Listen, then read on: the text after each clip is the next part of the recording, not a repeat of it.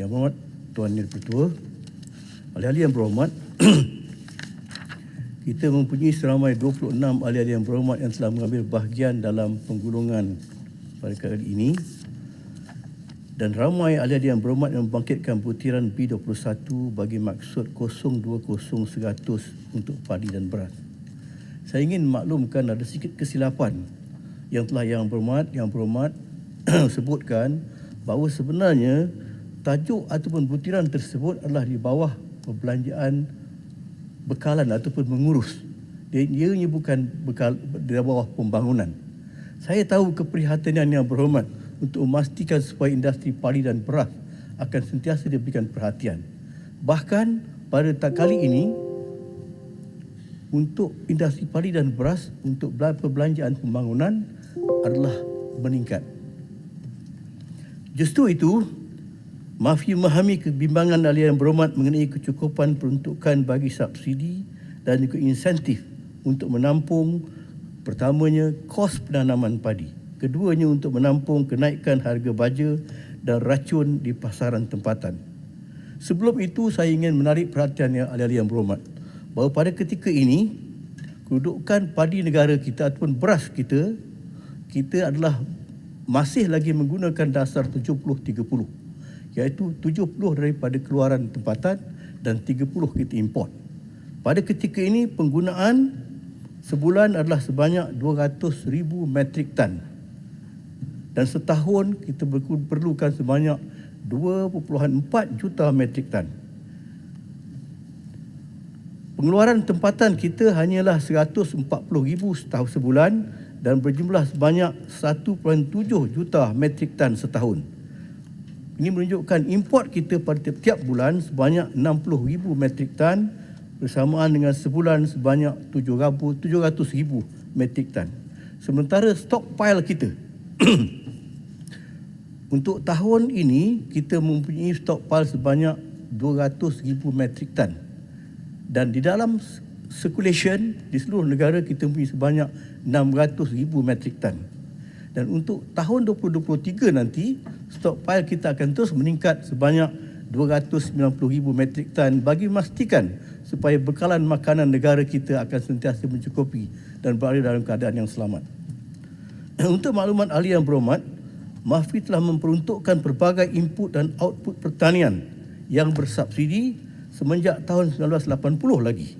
Dan di bawah belanjawan 2022, kerajaan terus memperuntukkan sebanyak 1.53 bilion ringgit bagi tujuan tersebut. Maklumat butiran subsidi adalah seperti berikut. Butiran yang pertama di bawah 040-400, skim subsidi harga padi adalah berjumlah sebanyak 570 juta yang bernas menjadi penyelarasnya. Butiran 040-500, subsidi insentif tanaman padi yang berbentuk input yang berjumlah sebanyak 960 juta ringgit. Yang ini meliputi skim baja padi kerajaan persekutuan yang berjumlah sebanyak 386 juta. Sementara skim insentif pengeluaran padi yang berjumlah sebanyak 422 juta. Baja tampahan NPK, racun makhluk perosak untuk membajak, mengapur, insentif benih padi sah yang berjumlah sebanyak 75 juta ringgit dan skim baja padi bukit ataupun padi huma. Mafi amat prihatin terhadap keluhan para pesawah terhadap kenaikan harga racun yang ketara di pasaran. Di bawah program skim insentif pengeluaran padi, pesawah yang dah berdaftar adalah diberi bantuan bersubsidi sebanyak RM200 satu hektar semusim. Kadar ini telah digunakan pakai sejak SIPP diperkenalkan sejak tahun 2008 dan ianya dapat menampung pembelian sebanyak 4 botol racun pelbagai jenama untuk setiap hektar bermusim berdasarkan keperluan oleh pesawah. Bantuan bersubsidi ini meliputi 62 produk racun di bawah senarai SIPP di mana harganya adalah terkawal. Kepada yang berhormat jempol, sebenarnya hanya seramai 200 orang tenaga penguruh asing yang menjadi sebagai pesawah di 7 kawasan AIDA yang telah kita kena pasti. Dan dengan pengenalan program Smart Sawah berskala besar, kesemua syarikat pemaju ataupun peneraju akan diwajibkan untuk menggaji hanya tenaga kerja tempatan 100%. Mengenai variety padi pula, sebanyak 10 variety padi baru mengikut ekosistem spesifik seperti kemarau, air masin, kawasan hotspot penyakit dan juga perosak, variety padi wangi, variety tadahan hujan dan variety super turut akan dibangunkan dalam tempoh RMK12. YB6 pula ada menyebut cadangan menubuhkan satu dengan izin Rice Center of Excellence. Sebenarnya untuk maklumat yang berhormat, Mardi Seberang Perai adalah merupakan pusat kecemerlangan penyidikan dan inovasi padi Mardi.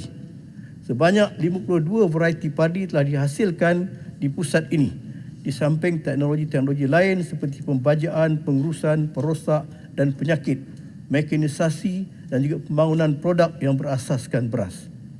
Mardi Seberang Perai telah menjalankan fungsi COE seperti menjalankan penyidikan padi di seluruh rantaian nilai bermula daripada sumber genetik, pembiakan, agronomi, pengurusan perosak dan juga penyakit, lepas tuai, mekanisasi dan juga otomasi.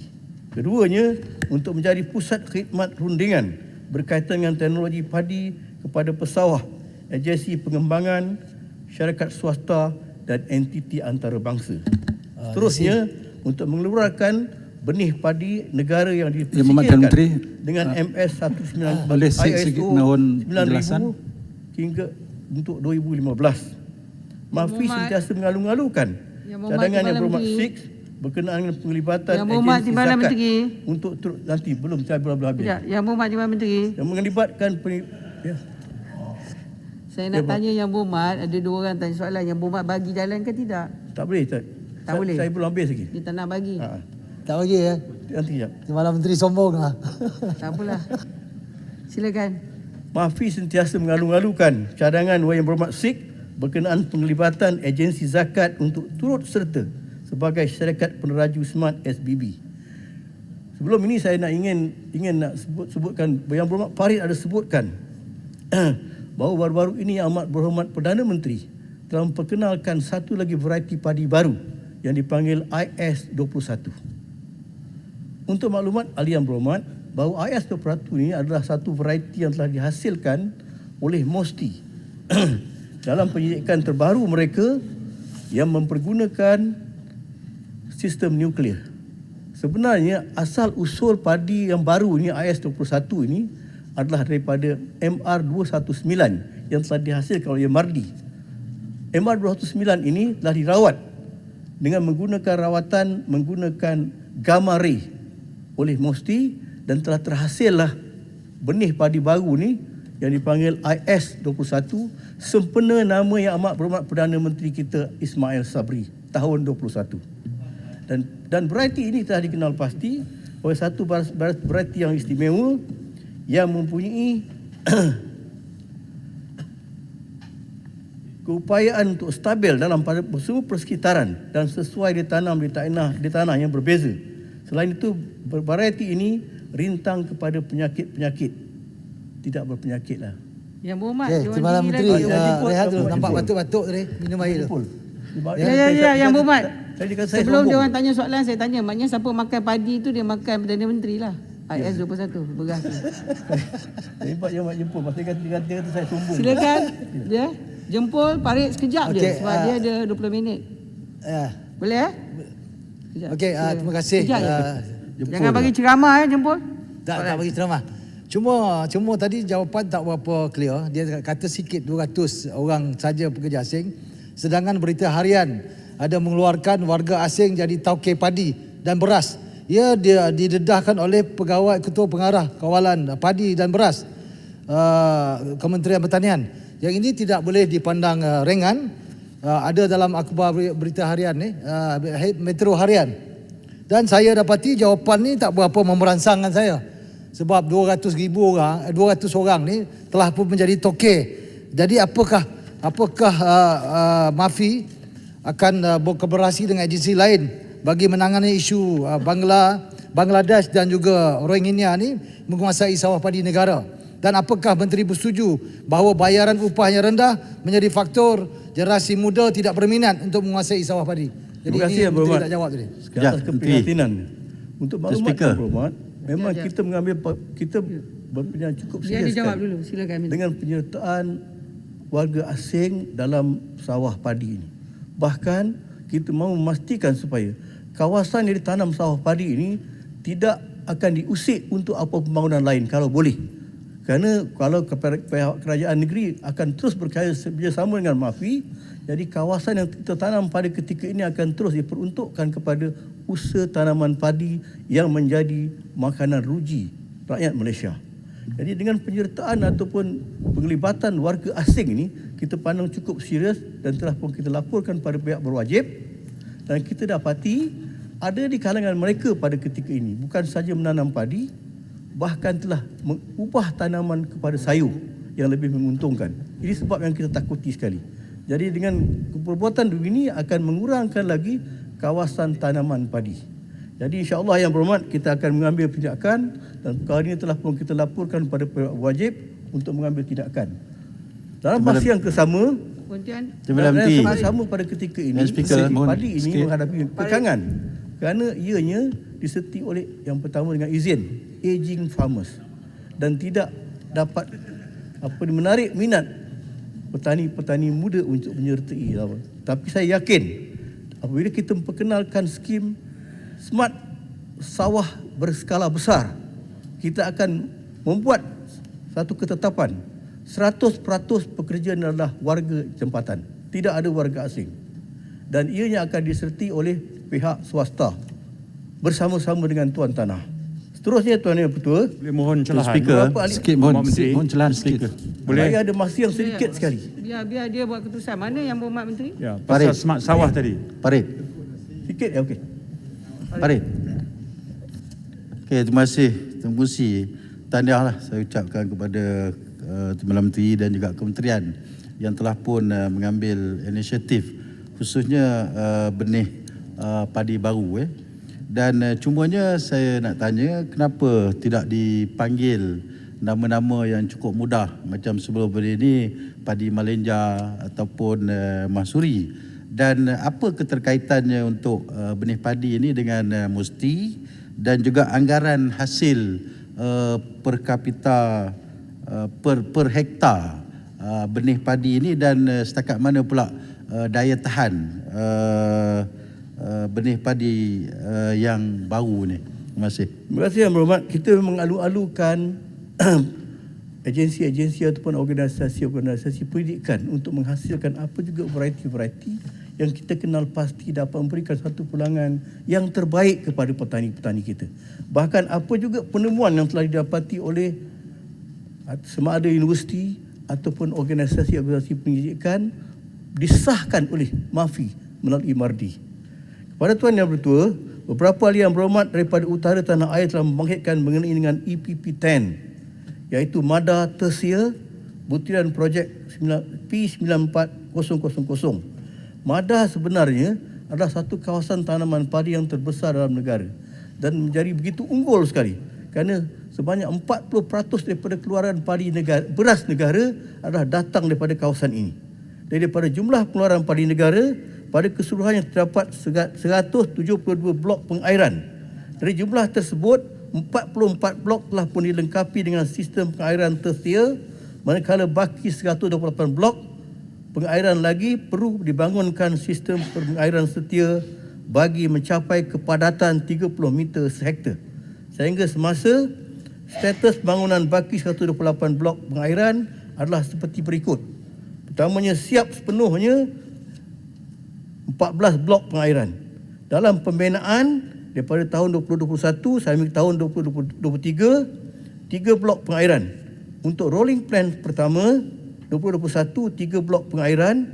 Untuk peruntukan rolling plan 2022, 4 blok pengairan. Baki yang dimiliki dalam tempoh RMK 12 adalah sebanyak 19 blok, dan baki yang dibina dalam tempoh RMK 13 85 blok.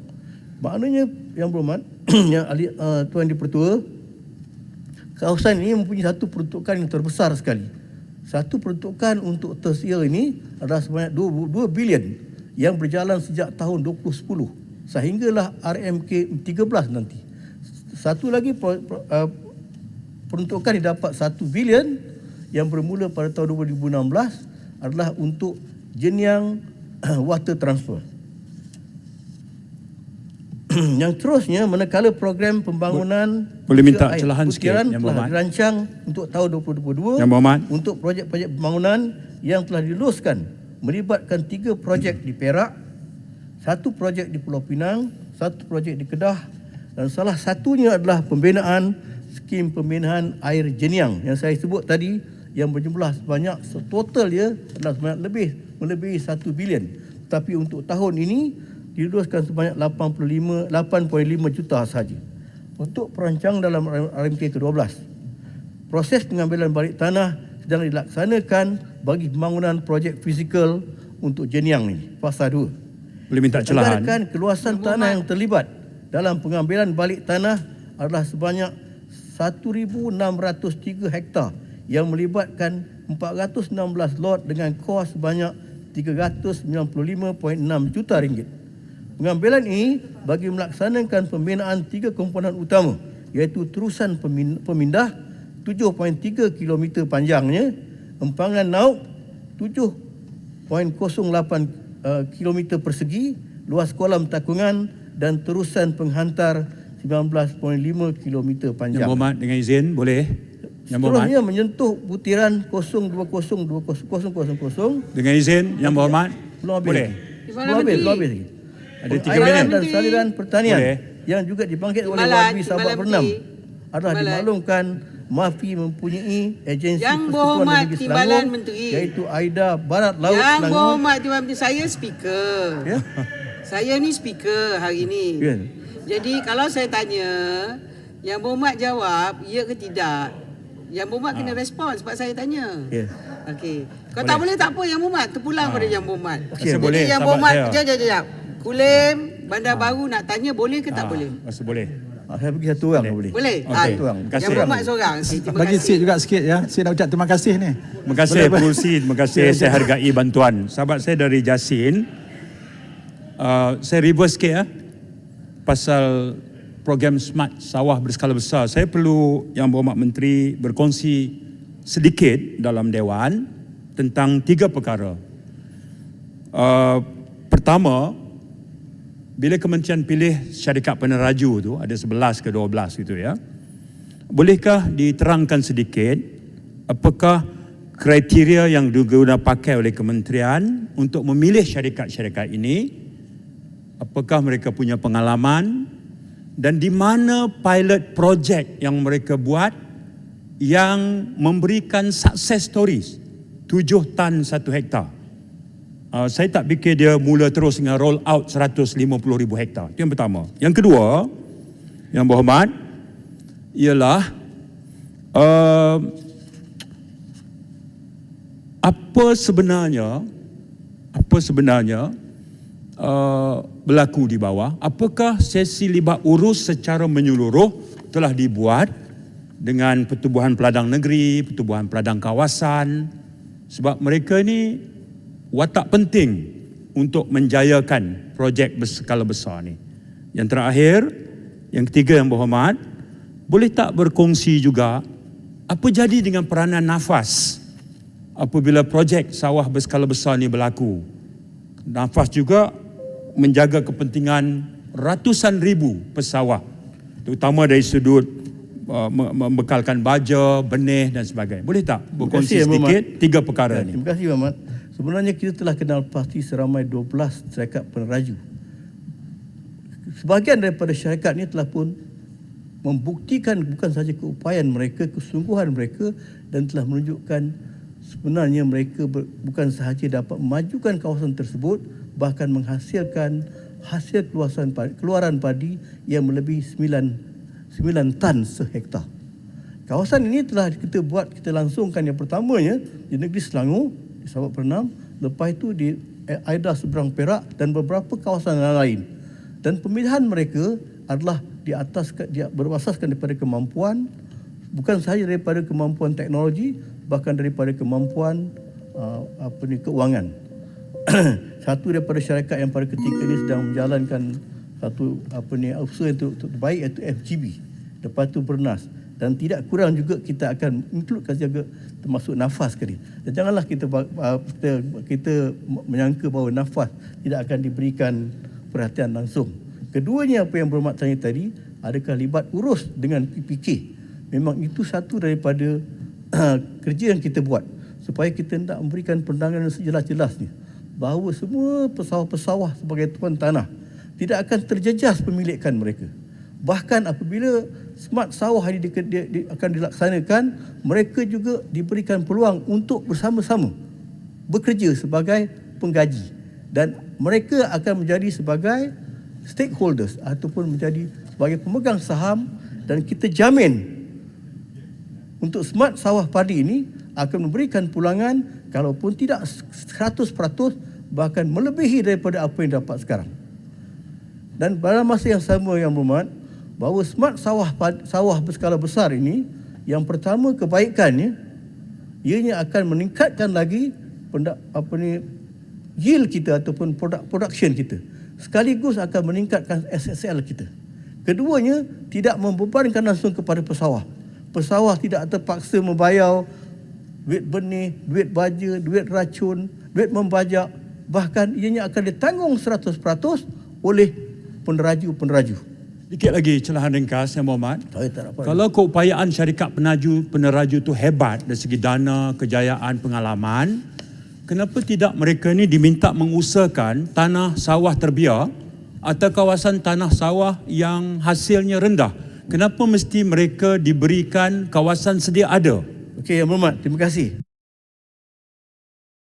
Bukan sahaja kawasan-kawasan Batimada ataupun Kada yang menjadi kawasan utama kita. Bahkan mereka juga akan memajukan kawasan AIDA seluruh negara dan juga kawasan luar daripada Jelapang atau luar daripada AIDA, termasuk kawasan negeri Melaka. So, saya pun nak jemput mereka untuk bersama.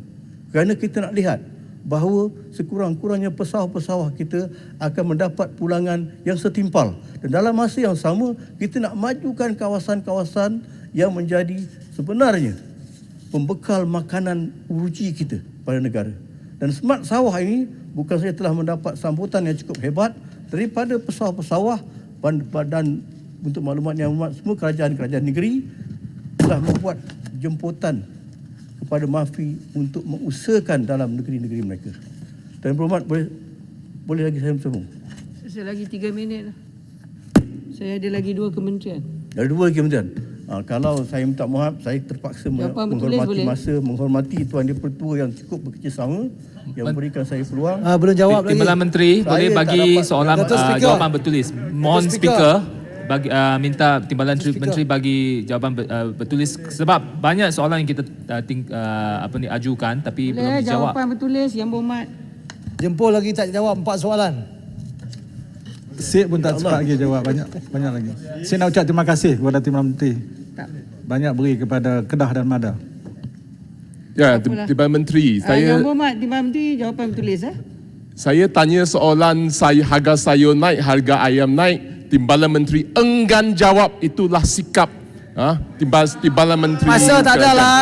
Jempol pun ada tak jawab. Lai-lai dan tidak enggan menjawab soalan yang begitu penting. Pun banyak tak jawab. Harga bahan pertanian naik, semua tak mau jawab. Lari.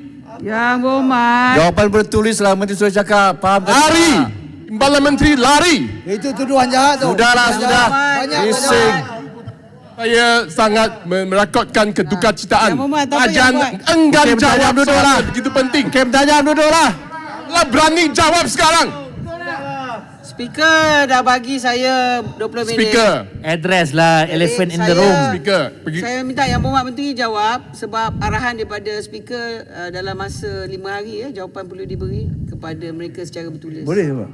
Memang jawapan secara bertulis. Terima kasih Yang Berhormat. Jangan hendaknya mendakwa Maknanya saya lari maknanya Yang Berhormat Menteri bertanggungjawab. jawapan Saya secara berdiri bertulis. di sini mewakili kementerian yang bertanggungjawab untuk memastikan supaya bekalan makanan sentiasa mencukupi. Dengar tu Hakim tajam. Kualiti. Tetapi Cukup dan tidak mampu bertanggung milih, jawab mampu atas milih. harga bahan pertanian. Duduk. Mana saya nak Hanya cakap? Setuju Menteri jawab bertulis saja. Saya pun banyak soalan tapi tak dijawab. Jawab tulis, jawab tulis. Okey, terima kasih. Masalahnya ialah, terima kasih Menteri. Masalahnya ialah bahawa wang